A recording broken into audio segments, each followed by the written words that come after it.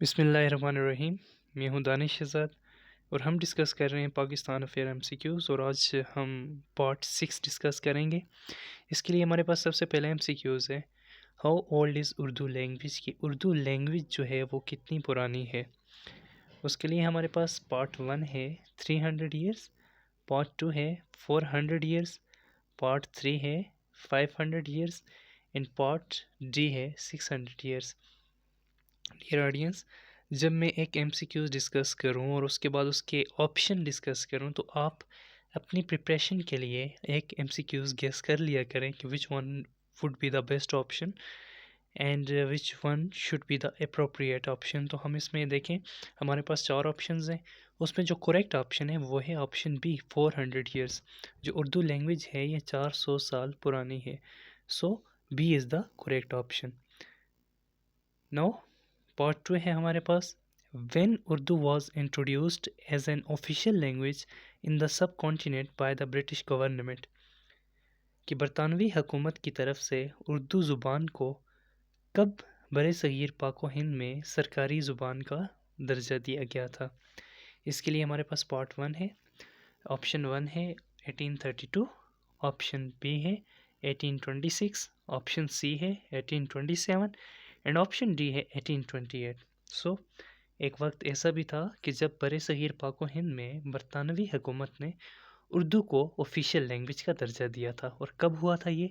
Option A is the correct option. 1832 में Urdu language को सब कॉन्टिनेंट की ऑफिशियल लैंग्वेज बना दिया गया था।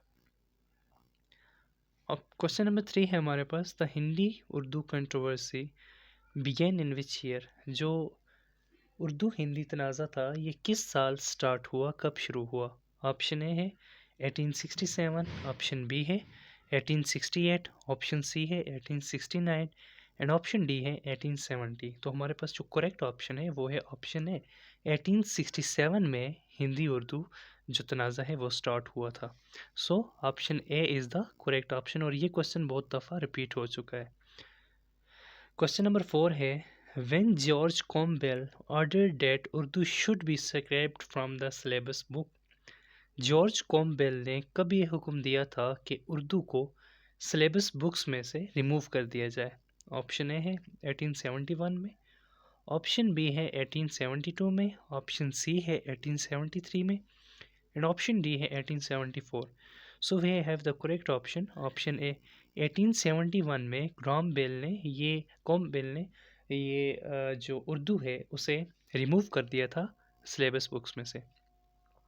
एंड नेक्स्ट क्वेश्चन है question number 5, who was the George Campbell, के जॉर्ज कॉम्बेल थे कौन? गवर्नर ऑफ बंगाल, क्या वो गवर्नर ऑफ बंगाल थे, governor of UP, option C है governor of Assam and option D है गवर्नर ऑफ पंजाब। तो हमारे पास जो जॉर्ज कॉम्बेल हैं वो गवर्नर ऑफ बंगाल थे। नेक्स्ट है हमारे पास, when Anthony MacDonnell issued orders that Hindi should be used as official language। में एंथोनी मैकडोनल्ड ने कब ये ऑर्डर इशू किया था कि हिंदी को सरकारी ज़ुबान का दर्जा दिया जाए? ऑप्शन ए है 1900, ऑप्शन बी है 1901, ऑप्शन सी है 1902 एंड ऑप्शन सी है 1902 एंड ऑप्शन डी है 1903। तो हमारे पास करेक्ट ऑप्शन है ऑप्शन ए 1900 में एंथोनी मैकडोनल्ड ने ये ऑर्डर इशू किया था कि जो हिंदी है उसे ऑफिशियल लैंग्वेज बनाया जाए। नेक्स्ट है हमारे पास, देखें अब who was Anthony McDonald. Anthony McDonald थे कौन कि जिन्होंने ये ऑर्डर इशू किया था कि हिंदी को ऑफिशियल लैंग्वेज बनाया जाए? पंजाब गवर्नर, क्या वो पंजाब के गवर्नर थे? दूसरा यूपी गवर्नर, क्या वो यूपी गवर्नर थे, यूपी के गवर्नर थे? ऑप्शन सी है बंगाल गवर्नर और ऑप्शन डी है असम गवर्नर। तो हमारे पास जो करेक्ट ऑप्शन है दोस्तों आपके मुताबिक क्या होगी? And the correct option is UP governor. जो एंथोनी मैकडोनल्ड हैं कि जिन्होंने ये ऑर्डर किया था कि हिंदी को हिंदुस्तान में ऑफिशियल लैंग्वेज बनाया जाए, वो यूपी के गवर्नर थे। ऑप्शन 8 है, क्वेश्चन नंबर 8 है, who established Urdu defence society. Urdu defence society का क़याम किसने किया था, किसने फाउंड की थी? ऑप्शन ए है नवाब वकारुल मलिक, ऑप्शन 2 है नवाब मोहसिनुल मलिक, ऑप्शन सी है सर सैयद ने एंड ऑप्शन डी है सैयद सुलेमान नदवी। तो हमारे पास जो इस्टेब्लिश की थी उर्दू डिफेंस सोसाइटी वो नवाब मोहसिन अल मलिक साहब ने की थी and option B is the correct option. Next है हमारे पास question number 9। Urdu defence society protested against the bias decision of dash that Hindi should be used as official language.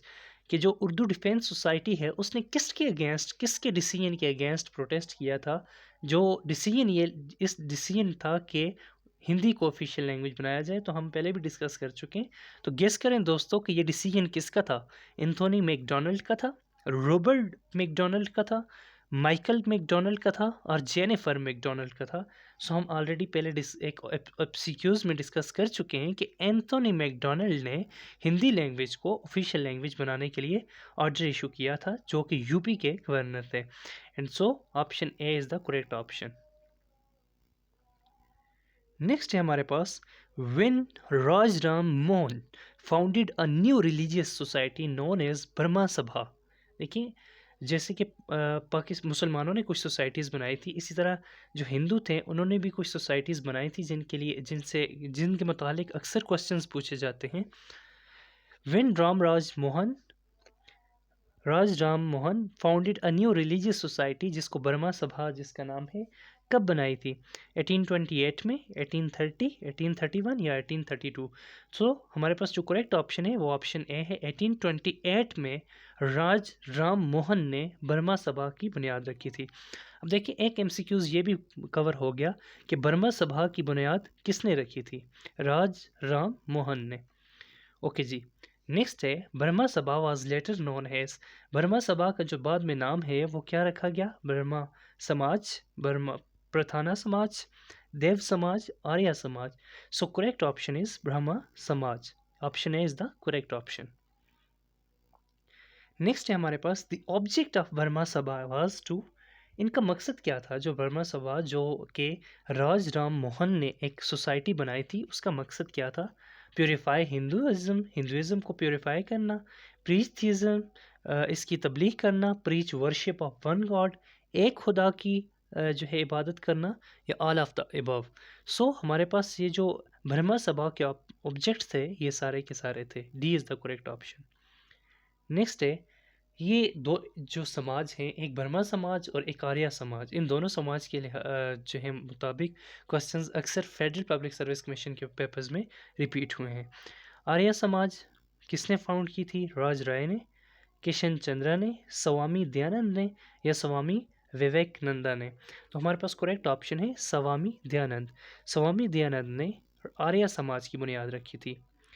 Next है to whom Arya Samaj targeted mainly. कि आर्य समाज ने किसे target किया था। Option A है सिख को, option B Islam, option C Christianity and option D है B and C means Islam और क्रिश्चियनिटी बोथ। सो हमारे पास ऑप्शन डी जो है वो करेक्ट ऑप्शन है। आर्य समाज ने टारगेट किया था इस्लाम और क्रिश्चियनिटी दोनों को।